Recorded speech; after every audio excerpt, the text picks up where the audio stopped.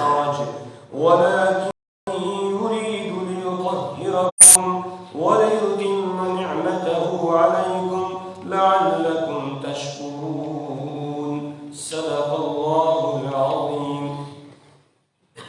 سورۃ النساء کی آیت نمبر 5 تک ہم پڑھ چکے ہیں۔ آج آیت نمبر 6 سے درس ہو رہا ہے۔ طہارت کی دو قسمیں ہیں، ایک ہے طہارت ظاہری اور ایک ہے طہارت باطنی۔ طہارت باطنی کا مطلب ہے روح کا پاک ہونا، اور روح پاک ہوتی ہے ایمان سے۔ کلمہ طیبہ لا الہ الا اللہ محمد رسول اللہ صلی اللہ علیہ وسلم، تو روح پاک ہوتی ہے ایمان سے، کلمہ طیبہ سے، کلمہ شہادت سے۔ مشرک جس کے پاس ایمان نہیں ہے، اگر وہ 7 سمندروں میں غسل کر لے، نہا لے، تب بھی وہ پاک نہیں ہو سکتا ہے۔ انما المشرکون نجس، مشرکین نجاست یعنی ناپاک ہے، نجس ہے، ناپاک، سراپا نجاست ہے، پورے وہ ناپاک ہے۔ جب تک ایمان نہیں لائیں گے تب تک وہ پاک نہیں ہو سکتے ہیں، باطنی اعتبار سے، اندر سے، روح کے اعتبار سے۔ تو اس سے پہلے بیان تھا ان چیزوں کا جن سے روح پاک ہوتی ہے، کہ کون کھانا حلال، کون سی چیزیں کھانا حرام ہے، اور اسی طریقے سے آخر میں تھا وَمَن يَكْفُرْ بِالْإِيمَانِ فَقَدْ حَبِطَ عَمَلُهُ، جس نے ایمان کے بعد کفر کیا فقد حبط عملہ، اس کے سارے اعمال ضائع ہو گئے، کیونکہ اب وہ ناپاک ہو گیا، اس کی روح پاک نہیں رہی، اس کی روح ناپاک ہو گئی، اور جب روح ناپاک ہو گئی پھر چاہے جتنے ہی اعمال کرے، کوئی عمل اس کا اللہ کے یہاں قابل قبول نہیں ہے۔ کسی بھی عمل کی قبولیت کے لیے ایمان شرط ہے، اخلاص شرط ہے، اور اتباع رسول صلی اللہ علیہ وسلم شرط ہے۔ اگر ایمان نہیں ہے، چاہے آدمی ایک ٹانگ پہ کھڑے ہو کر عبادت کرتا رہے، 24 گھنٹے کھڑا رہے، کوئی اس کی عبادت اللہ کے یہاں قبول نہیں ہوگی۔ ایمان شرط ہے۔ دوسرے نمبر پر اخلاص، اگر دکھلاوا ہے یہ بھی شرک ہے۔ من صلی یرائی فقد اشرک، جس نے نماز پڑھی دکھلاوے کے لیے اس نے شرک کیا، جس نے روزہ رکھا دکھلاوے کے لیے اس نے شرک کیا، تو یہ بھی شرک ہے۔ اس لیے اخلاص ضروری ہے کہ محض اللہ کی رضا کے لیے، اللہ کی محبت میں عمل کیا جائے۔ اور تیسری شرط ہے اتباع رسول صلی اللہ علیہ وسلم، رسول اکرم صلی اللہ علیہ وسلم کی پیروی میں، آپ کی سنت کے مطابق، آپ کے طریقے کے مطابق وہ عمل کیا جائے گا، تب اللہ کے یہاں قابل قبول ہوگا۔ اگر آپ کے طریقے کو چھوڑ کر چاہے کتنا ہی اچھا عمل آدمی کر رہا ہو، وہ اللہ کے یہاں قبول نہیں ہو سکتا ہے۔ مثال کے طور پر رسول پاک صلی اللہ علیہ وسلم نے فجر میں فرض 2 رکعت پڑھی ہیں۔ اب کوئی آدمی جو ہے بڑے اخلاص کے ساتھ 4 رکعت بلکہ 8 رکعت پڑھتا ہے کہ نمازی تو ہے، میں آج بڑے اخلاص کے ساتھ 8 رکعتیں پڑھوں گا، تو بتائیے قبول ہوں گی؟ نماز اس کی ہوگی؟ نماز نہیں ہوگی اس کی۔ کیوں؟ اس لیے کہ اس نے طریقہ چھوڑ دیا، کس کا؟ محمد الرسول اللہ صلی اللہ علیہ وسلم کا۔ تو یہ 3 شرطیں ہیں۔ اس لیے مشرک کا کوئی عمل اللہ کے یہاں قبول نہیں، اس لیے کہ اس کے پاس ایمان نہیں ہے، اس کی روح ناپاک ہے۔ ایک ہے طہارت ظاہری، تو پہلے بیان تھا طہارت باطنی کا، اب طہارت ظاہری کا بیان ہے کہ ہمارے جسم اوپر سے کیسے پاک ہوگا، کس طرح ہم پاک کہلائیں گے، کب ہم پر حکم لگے گا کہ اب اس وقت یہ آدمی پاک ہے، اس وقت یہ نماز پڑھ سکتا ہے، اس وقت یہ قرآن کو ہاتھ لگا سکتا ہے، تو یہ کب حکم لگے گا اس کا بیان ہے آگے، کہ وضو اور غسل کے ذریعہ سے طہارت ظاہری آدمی کو حاصل ہو جاتی ہے۔ اگر نواقض وضو میں سے کوئی ناقض پایا جائے، وضو کو توڑنے والی چیزوں میں سے کوئی چیز پائی جائے، تو آدمی ناپاک ہو گیا۔ اب پاک ہونا ہے تو وضو کرنا پڑے گا، اور اگر غسل کو توڑنے والی چیزوں میں سے کوئی چیز پائی جائے نواقض غسل میں سے تو آدمی ناپاک ہو گیا. اب پاک ہونے کے لیے اس کو غسل کرنا پڑے گا, اس کا ظاہری جسم گویا ناپاک ہو گیا ہے.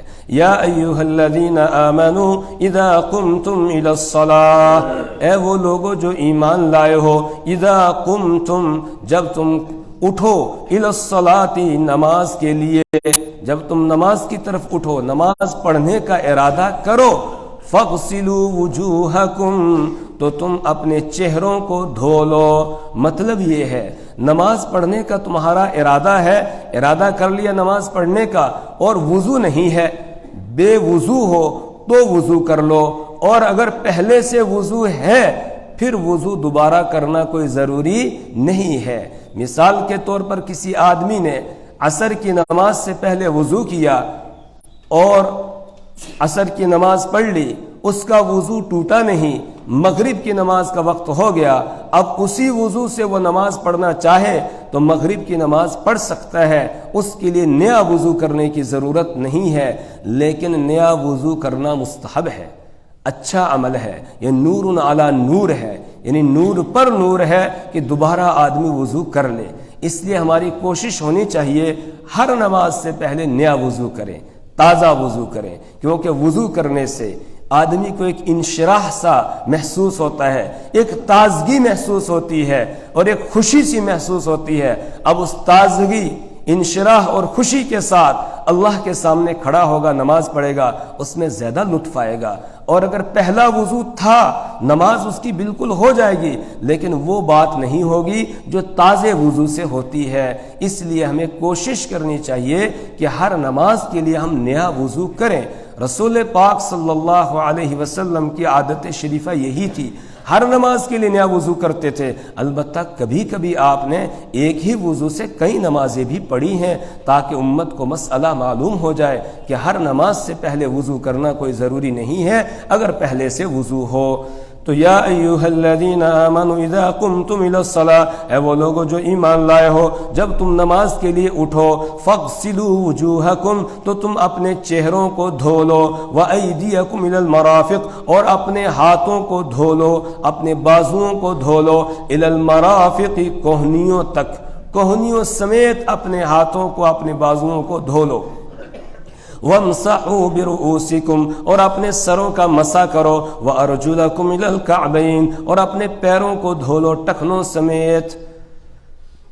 وضو میں 4 فرض ہیں. سب سے پہلا فرض ہے پورے چہرے کو دھونا, اور چہرے کی حد بندی ہے, یہاں یہ بال اگنے کی جو جگہ ہے یہاں سے لے کر پیشانی کے اوپر کے جو بال ہیں یہاں سے لے کر ٹھوڑی کے نیچے تک, اور ایک کان کی لو سے لے کر دوسرے کان کی لو تک, اس پورے حصے کا دھونا وضو میں ضروری ہے.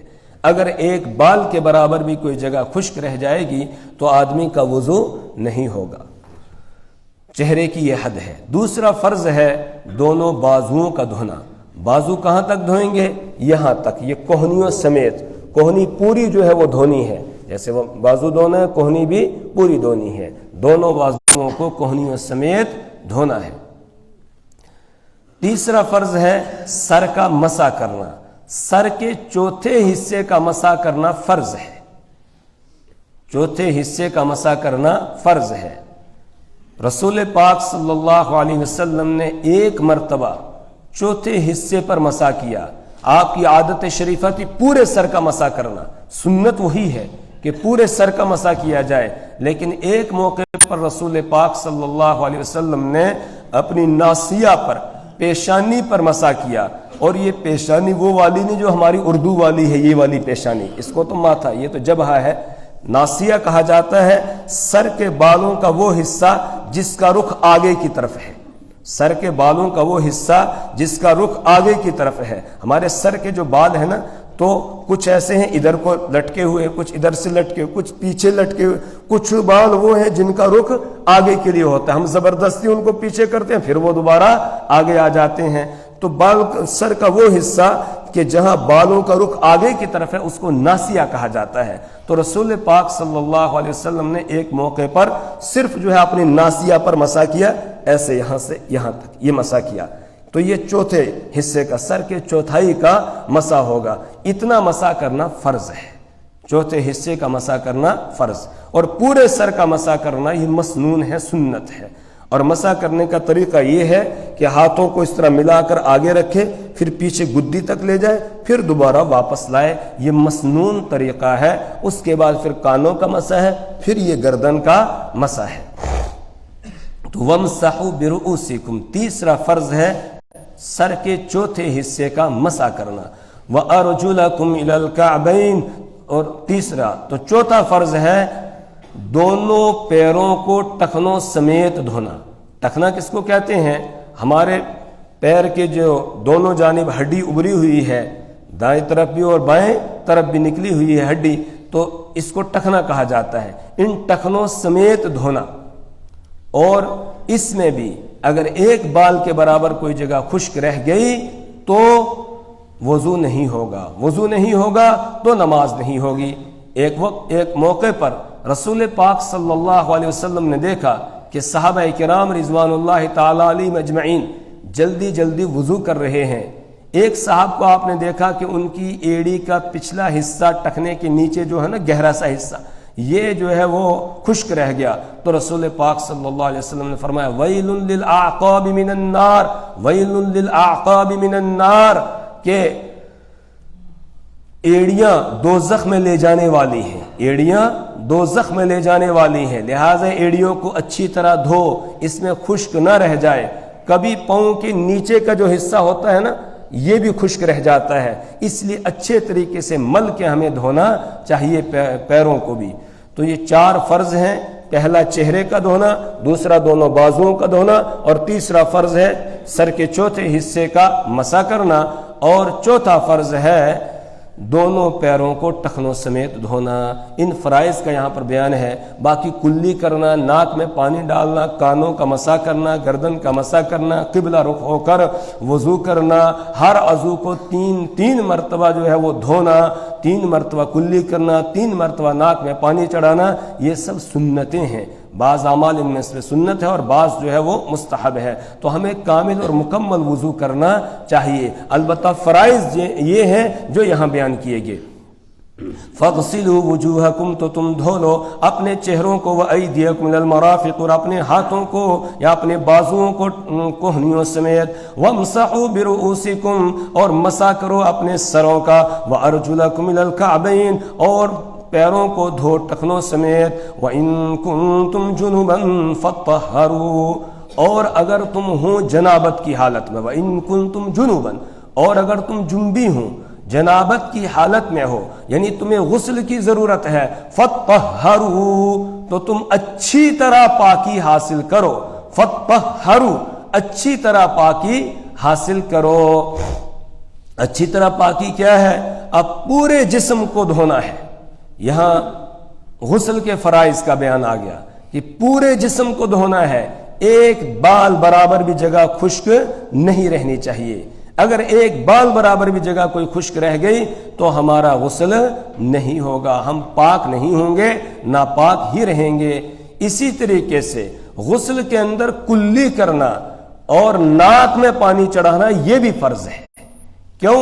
اس لیے کہ منہ کے اندر کا جو حصہ ہے یہ، اور ناک کا یہ حصہ جو یہاں نرم ہڈی تک ہے، یہ ایک اعتبار سے ظاہر بدن ہے اور ایک اعتبار سے باطن بدن ہے.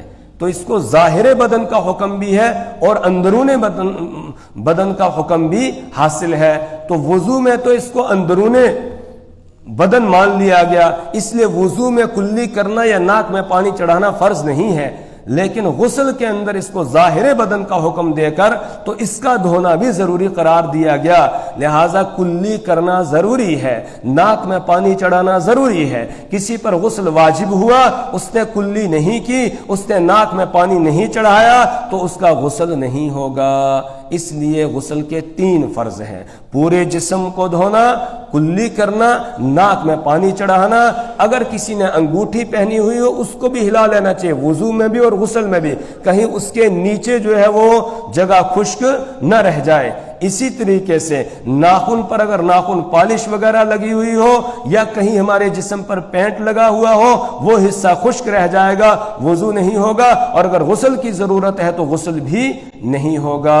اسی طریقے سے ہماری مائیں بہنیں آٹا گوندتی ہیں، بعض دفعہ آٹا جو ہے وہ کہیں ناخن پر یا کسی حصے پر لگا رہ جاتا ہے اور اسی حالت میں وہ وضو کر لیتی ہیں یا غسل کرتی ہیں تو وضو اور غسل اس کے ساتھ نہیں ہوگا۔ کیوں؟ اس لیے کہ آٹے کے نیچے پانی پہنچتا نہیں ہے۔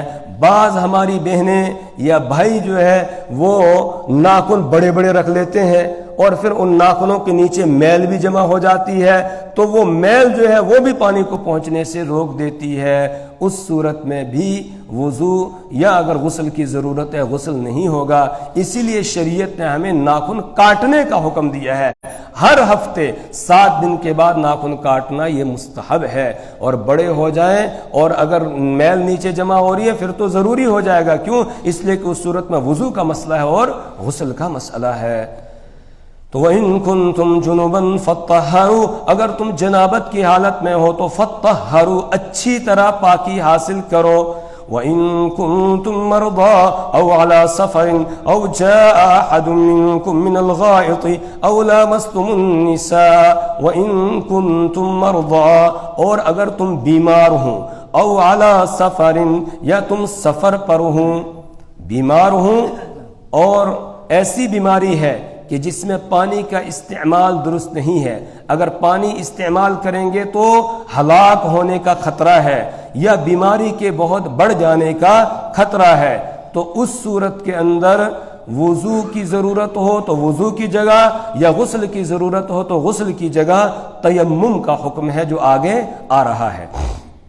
لیکن بیماری کے لیے ضروری ہے کہ بیماری ایسی ہو جس سے ہلاکت کا خطرہ ہو کہ اگر وضو کیا غسل کیا ہلاک ہو جاؤں گا، یا وضو کیا اور غسل کیا تو بیماری بڑھ جائے گی، تو اس صورت کے اندر پھر تیمم کی اجازت ہوگی۔ اب یہ کون فیصلہ کرے گا کہ بیماری کیسی ہے؟ اس کے لیے آدمی کو خود اپنے نفس سے فتویٰ پوچھنا ہے، اپنے دل سے فتویٰ پوچھنا ہے کہ آیا میری بیماری ایسی ہے یا نہیں۔ کل اگر اللہ نے مجھے قیامت کے دن پوچھ لیا فلاں وقت میں تم نے پانی کے ہوتے ہوئے تیمم کیوں کیا تھا تو میں جواب دے سکوں اللہ تو جانتا تھا میں بیمار تھا، اگر میں پانی استعمال کرتا تو میری بیماری بڑھ جاتی یا میں ہلاک ہو جاتا، یہ عذر وہاں میں پیش کر سکتا ہوں۔ اگر ایسا عذر ہے پھر اس کو اجازت ہوگی بیماری کی حالت میں تیمم کرنے کی، وضو کی جگہ یا پھر غسل کی جگہ، جو بھی اس کو تیمم، جس کا بھی اس کو تیمم کرنا ہے تب اس کو اجازت ہوگی۔ یا پھر کوئی ماہر مسلمان پرہیزگار ڈاکٹر جو ہے وہ اس کو بتائے کہ اگر آپ پانی استعمال کرو گے تو اس کی وجہ سے آپ کی بیماری بڑھ جائے گی، آپ کے چہرے پر زخم آ گئے ہیں بہت زیادہ، پانی استعمال کرو گے تو پھر جو ہے وہ پیپ بننا شروع ہو جائے گی، زخم ٹھیک نہیں ہوں گے۔ اس طریقے سے ماہر ہو ایک تو، دوسرا مسلمان ہو، تیسرا پرہیزگار خود نماز پڑھنے والا ہو، وضو کرنے والا ہو۔ ایسے ہی فسڈی قسم کا اور فاسق اور فاجر مسلمان ڈاکٹر ہوگا اس کی بات بھی نہیں چلے گی۔ ماہر ہو، مسلمان ہو اور پرہیزگار ہو، وہ اگر کہے گا پھر اس کی بات مانی جا سکتی ہے، اس کے علاوہ کسی ڈاکٹر کی بات پر بھی چلنے کی اجازت نہیں ہوگی۔ تو وَإِن كُنتُم مَّرْضَىٰ، اور اگر تم بیمار ہو، او عَلَىٰ سَفَرٍ، یا تم سفر پر ہو اور آس پاس میں پانی نہیں ہے، آس پاس میں جو ہے وہ پانی نہیں ہے، 1 میل دوری تک کہیں پر بھی پانی نہیں ہے، نہ آگے 1 میل، نہ دائیں نہ بائیں نہ پیچھے کہیں پر بھی پانی نہیں ہے، تو اس صورت میں نماز کا وقت ہو گیا۔ اب شریعت ہم کو آسانی دیتی ہے کہ اگر وضو کے لیے پانی نہیں مل رہا ہے تو تیمم کر کے تم نماز پڑھ لو۔ اگر اس بات کی امید ہو کہ آگے کہیں پانی مل جائے گا اور نماز کا بھی وقت ہے تو پھر آدمی آگے چلتا رہے، یہ مستحب ہے۔ اگر چاہے تو یہیں پڑھ لے تیمم کر کے، اور چاہے انتظار کر کے آگے جب پانی پر پہنچے اور پھر وہاں وضو کر کے اور پھر نماز پڑھے۔ تو او علی سفر، یا سفر پر ہوں، او جاء احد منکم من الغائط، یا تم میں سے کوئی آدمی نشیبی جگہ سے آیا ہو، مطلب یہ ہے کہ ناقض وضو میں سے کوئی ناقض پایا گیا ہو، نواقض وضو میں سے کوئی ناقض پایا گیا ہو، نشیبی جگہ میں آدمی قضاء حاجت کے لیے جاتا ہے تو ناقض وضو میں سے کوئی ناقض پایا گیا ہو، او لامستم النساء یا تم نے عورتوں کو چھوا ہو، عورتوں کو لامس یلامس ملامستن کے معنی آتے ہیں ایک دوسرے کو چھونا، ایک دوسرے کو پکڑنا، اور یہ مخصوص ملاقات کے وقت میں مرد اور عورت ایک دوسرے کو اس طریقے سے چھوتے ہیں، تو اس لیے اس سے مراد یہ ہے کہ جب تمہارا غسل ٹوٹ جائے، یعنی تم نے اپنی بیویوں کے ساتھ ملاقات کی ہو، مخصوص ملاقات کی ہو، تو اس صورت میں اب تم بے غسل ہو گئے ہو، غسل تمہارا ٹوٹ گیا۔ مطلب یہ ہے کہ نواقض غسل میں سے کوئی ناقض پایا جائے، وہ چیزیں جن سے غسل ٹوٹ جاتا ہے کوئی چیز پائی جائے، اور تم بیمار ہو یا تم سفر کی حالت میں ہو، دونوں، چاہے ناقض وضو پایا گیا ہو یا ناقض غسل پایا گیا ہو، فلم تجدوا ماء، پھر تم پانی نہ پاؤ، چاہے حکمن اور چاہے حقیقتاً۔ حکمن کا مطلب یہ ہے کہ پانی تو موجود ہے لیکن بیماری کی وجہ سے استعمال نہیں کر سکتا ہے، اور حقیقتاً کا مطلب یہ ہے کہ پانی ہے ہی نہیں، تو اس صورت میں حکم ہے فَتَيَمَّمُوا صَعِيدًا طَيِّبًا، تو تم تیمم کرو پاک مٹی سے، تم قصد کرو، ارادہ کرو پاک مٹی کا، پاک مٹی سے تیمم کرو۔ اب تیمم میں کرنا کیا ہے؟ پہلے نمبر پر یہ ہے کہ قصد کرو، ارادہ کرو، نیت کرو۔ تیمم میں نیت فرض ہے، وضو اور غسل میں نیت فرض نہیں ہے، لیکن تیمم میں نیت کرنا فرض ہے کہ آدمی پاک ہونے کے ارادے سے تیمم کرے یا نماز پڑھنے کے ارادے سے تیمم کرے، کیونکہ نماز کے لیے طہارت ضرورت ہے تو گویا طہارت ہی کی وہ نیت کر رہا ہے، تو پاک ہونے کی نیت کرنا ضروری ہے۔ دوسرے نمبر پر فَامْسَحُوا بِوُجُوهِكُمْ، تو تم اپنے چہروں کا مسح کرو، وَأَيْدِيَكُمْ، اور اپنے ہاتھوں کا مسح کرو، منہ، اس سے، یعنی پاک مٹی سے، پاک مٹی سے چہروں کا مسح کرو اور ہاتھوں کا مسح کرو۔ تو تیمم میں صرف 3 کام ہے، پہلا کام ہے نیت، دوسرا کام ہے چہرے کا مسح کرنا، تیسرا کام ہے دونوں ہاتھوں کا کوہنیوں سمیت مسح کرنا۔ چاہے تیمم وضو کا ہو چاہے تیمم غسل کا ہو، دونوں میں یہی کام کرنا ہے اور کچھ کرنے کی ضرورت نہیں ہے۔ چہرے کا مسح، پہلے مٹی پر، پاک مٹی پر ہاتھ مارے، پھر ہاتھوں کو جھاڑ لے تاکہ چہرے میں مٹی لگ نہ جائے۔ مٹی لگانا مقصد نہیں ہے، خالی ہاتھ پھیرنا ہے، تو مٹی پر پہلے ہاتھ رکھ لیے، جھاڑ لی مٹی، اس کے بعد پھر یہاں سے رکھے اس طریقے سے اور پورے چہرے کے اوپر ہاتھ پھیر لے،